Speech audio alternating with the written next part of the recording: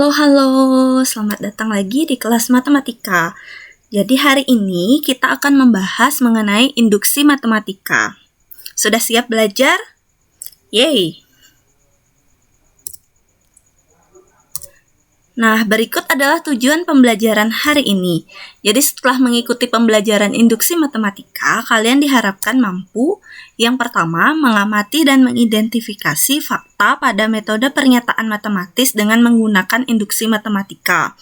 Di mana pernyataan matematis yang akan kita bahas itu ada dua di bagian deret atau barisan suatu bilangan dan juga di bagian keterbagian. Jadi di bagian ketaksamaan dan bagian yang lain itu tidak akan dibahas karena terlalu rumit. Kemudian yang kedua, kita akan menggunakan metode pembuktian induksi matematika untuk menguji pernyataan matematis. Jadi di bagian subbab ini, di bab pertama ini kalian harus membuktikan gitu.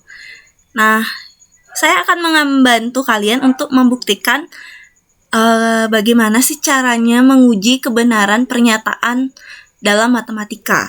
Nah, kalau kalian mau menguji pernyataan cinta dari si dia, saya nggak bisa ya bantuin. Oke, nah coba perhatiin batang korek api ini lagi. Nah, dalam bidang matematika itu kita sering banget menemui pola-pola bilangan seperti ini. Jadi ini pola dari bilangan korek apinya itu ada 1, 3, 5, 7, 9, dan seterusnya. Nah, kita sudah tahu bahwa jumlah batang korek api dari pola ke-1 sampai dengan pola ke-n itu dapat dituliskan dalam bentuk deret, yaitu 1 ditambah 3 ditambah 5 ditambah 7 ditambah 9 sampai dengan ditambah 2n plus 1. Itu nanti jumlahnya akan memenuhi n kuadrat ditambah 2n. Nah, si rumus yang ini, si n kuadrat ditambah 2n ini perlu kita uji apakah beneran rumusnya segitu. Nah, metode yang akan kita gunakan untuk menguji kebenaran dari jumlah suatu deret itu atau rumus suatu deret itu adalah induksi matematika. Nih. Nah, jadi sebenarnya apa sih induksi matematika? Nah, induksi matematika itu adalah metode untuk membuktikan bahwa suatu sifat yang didefinisikan pada bilangan asli n. Jadi ingat bilangan asli. Bilangan asli itu mulai dari 1 sampai tak hingga. Itu kita akan definisikan sifatnya bernilai benar untuk setiap nilai n yang lebih besar atau sama dengan dari sebuah bilangan asli tertentu. Kayak gitu. Nah, kayak gimana? Nanti kita akan lihat. Nah, induksi matematika ini dapat diilustrasikan dengan efek domino. Jadi bayangkan, jadi ada sebuah domino seperti yang ada di sini, kartu domino yang berdiri tegak dengan jarak yang sama satu sama lainnya. Nah, sekarang kalau domino pertama kamu dorong ke arah domino kedua, nih seperti ini, maka semua domino tuh akan jatuh kayak gini, nih. Bayangkan semuanya jatuh. Nah, dorongan terhadap domino pertama merupakan analogi dari bilangan 1 yang menjadi anggota himpunan dari semesta pembicaraan kita, yaitu bilangan asli. Nah, hal ini merupakan langkah dasar dari efek domino. Jadi, efek domino itu dimulai dengan mendorong kartu domino pertama. Kayak gitu. Selanjutnya, jika K itu anggota dari semesta, jadi K itu juga bilangan asli, itu akan menyebabkan K plus 1, anggota S akan, nah itu disebut dengan langkah induktif. Jadi, nih perhatiin. Kita dorong domino yang pertama, yang ketiga, keempat, dan sampai suatu K, misalnya di sini K, itu juga rebah, maka yang di sebelahnya juga akan jatuh, kayak gitu. Itu namanya langkah induktif. Nah, sehingga nanti pada akhirnya, domino yang memiliki nomor urut semua bilangan asli itu akan jatuh. Nah, gimana sih kita menerapkan fenomena efek domino ini dalam pembuktian, itu akan kita pelajari pada bab ini. Kemudian pembuktian dengan induksi matematika itu bersifat deduktif. Jadi kita akan mulai dari yang khusus untuk membuktikan yang umum. Kayak gimana? Let's see. Oke, kemudian prinsip induksi matematika itu adalah nih, misalkan ada P itu menyatakan pernyataan, N itu dia menyatakan urutannya. Jadi misalkan ada PN merupakan suatu pernyataan, N di sini dia urutan dalam bilangan asli ya. Nah, pernyataan PN ini benar jika memenuhi langkah berikut.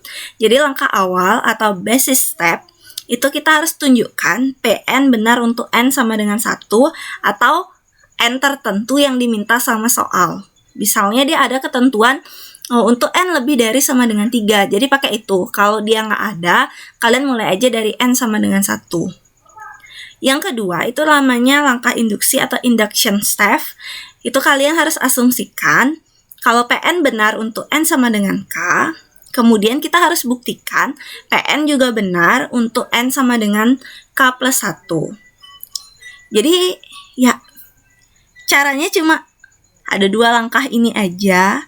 Apapun soalnya kerjakan dengan 2 langkah ini. Mudah kan? Oke, tapi bukan 2 langkah dari rumah ya, itu lagu. So, kita akan mulai bagaimana untuk melihat penerapan induksi matematika di deret bilangan. Oke, ini buktikan bahwa jumlah N bilangan ganjil positif yang pertama sama dengan N kuadrat. Oke, jadi penyelesaiannya, kita tahu bahwa pola bilangan ganjil positif itu adalah 2N dikurangi 1 untuk N bilangan asli. Yang gimana sih namanya bilangan bulat positif gitu? Bilangan ganjil positif itu dia 1 ditambah 3 ditambah 5 ditambah sampai dengan, di polanya kan 2N dikurangi 1, itu sama dengan N kuadrat. Ini adalah PN kita. Di langkah awal, nih, akan kita tunjukkan bahwa P1 bernilai benar. Caranya nih, si 2N dikurangi 1 ini, nih, kita ganti N-nya dengan 1. 2 kali 1 dikurangi 1 hasilnya 1. Itu sama dengan N kuadrat. N kuadratnya ganti dengan N-nya dengan 1. Nah, 1 kuadrat itu kan sama dengan 1. Jadi P1 bernilai benar, maka langkah awal kita selesai sampai di sini. Udah gitu aja. Masih mudah kan? Biasanya untuk langkah awal ini semua pasti bisa gitu. Kita tinggal ganti setiap N, ganti dengan 1, selesai. Masalah hidupmu kelar sampai di sana. Langkah kedua, ini yang akan sangat-sangat tricky. Oke, jadi kita akan tunjukkan bahwa untuk sebarang bilangan asli sama dengan K lebih dari sama dengan 1 jika PK bernilai benar. Jadi kita asumsikan di sini PK itu pernyataan untuk N sama dengan K bernilai benar. Maka PK plus 1 juga bernilai benar. Nih,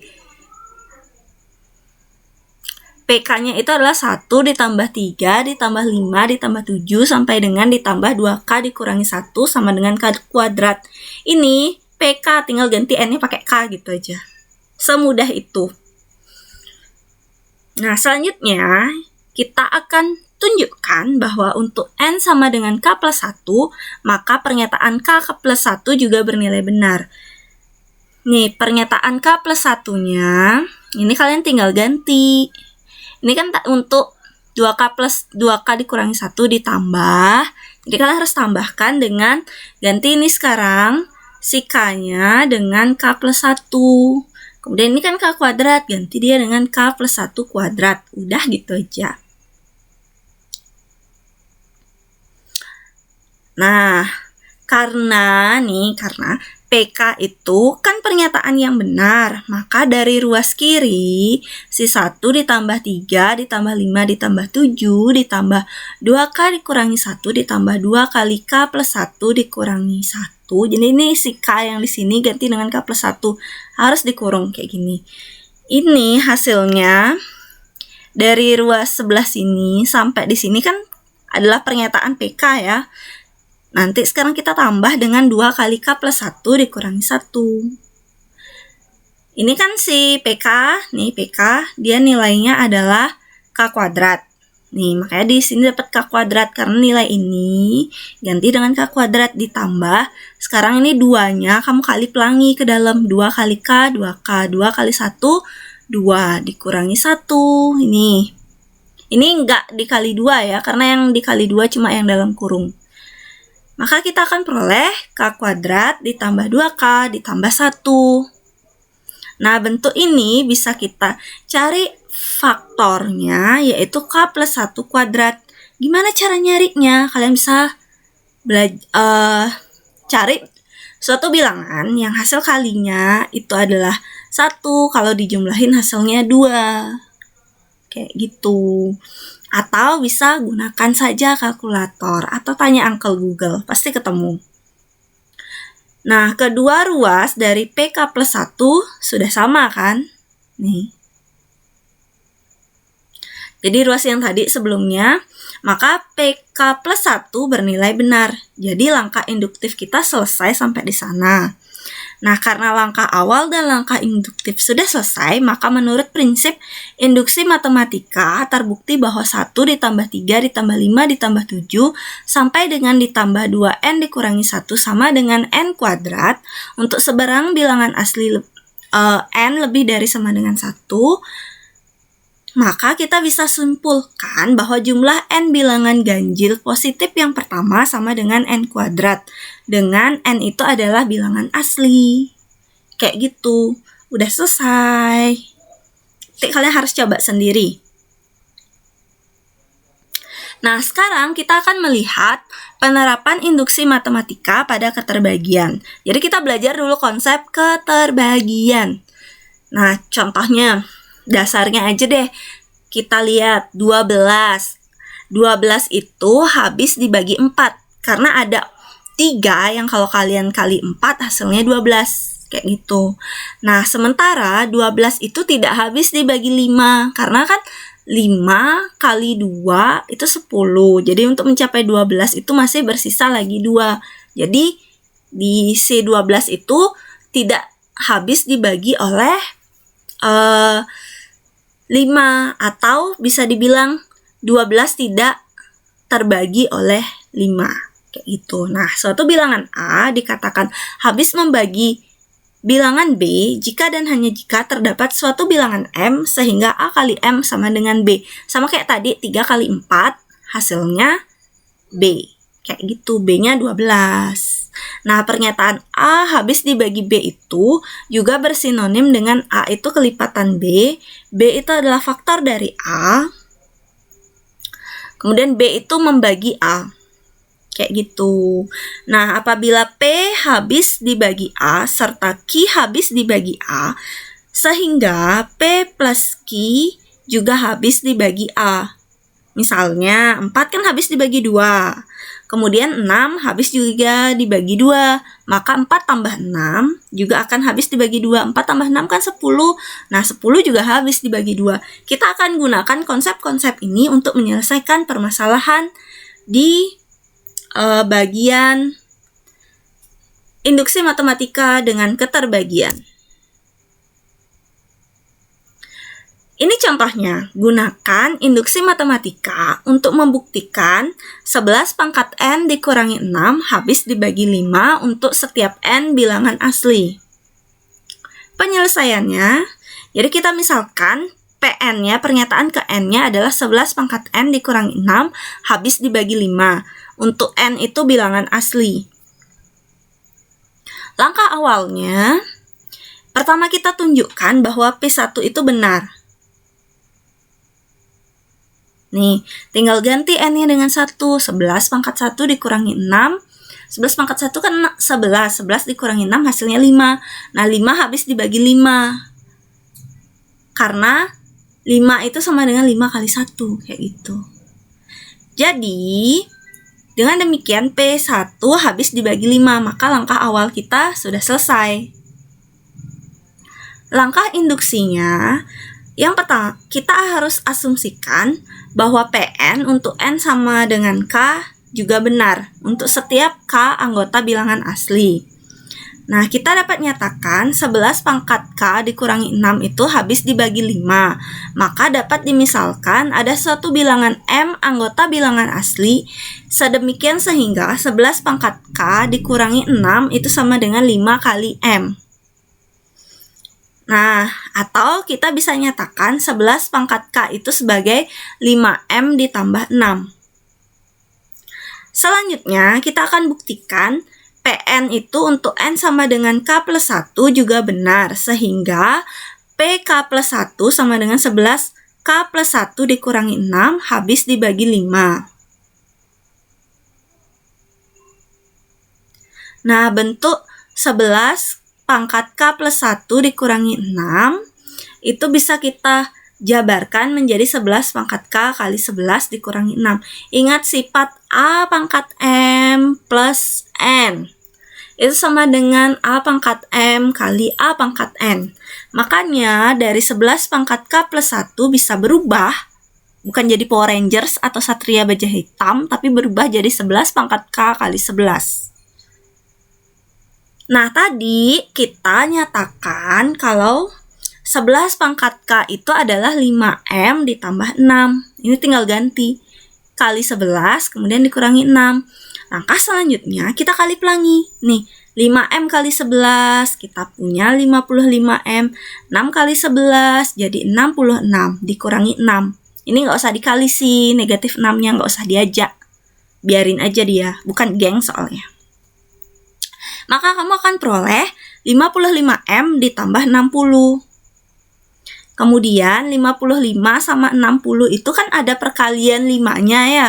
Jadi 55M itu adalah 5 kali 11M. Kemudian 5 kali 12 hasilnya 60. Jadi kita bisa nyatakan bentuk 55M ditambah 60 sebagai 5 kali 11M plus 12. Nah, karena kita tahu terdapat bilangan 11M plus 12 yang jika dikalikan 5 hasilnya 11 pangkat K plus 1 dikurangi 6, maka pernyataan PK plus 1 sama dengan 11 pangkat K plus 1 dikurangi 6 habis dibagi 5 bernilai benar. Dengan demikian dapat dibuktikan 11 pangkat N dikurangi 6 habis dibagi 5 untuk setiap N bilangan asli. Oke, sepertinya mulai pusing ya. Nah, saya berikan suatu referensi, jadi kalian bisa menemukan banyak sekali soal-soal induksi matematika dari link ini. Jadi kalian harus coba banget buka. Siapa tahu penyelesaian dari soal latihan ini ada di sana. Kayak gitu, atau tanya Uncle Google. Oke, jadi silakan dikerjakan latihannya. Ini adalah latihan yang sangat-sangat simpel. Kalau kalian menyimak video dari awal, pasti bisa menyelesaikan latihan ini. Kalau masih bingung, silakan hubungi saya via Japri. Kalau ada mau tinggalin komentar juga boleh banget. Kalau enggak, ya udahlah ya. Jadi sekian pelajaran hari ini. Sampai jumpa pada pelajaran selanjutnya. Sampai jumpa. Bye-bye.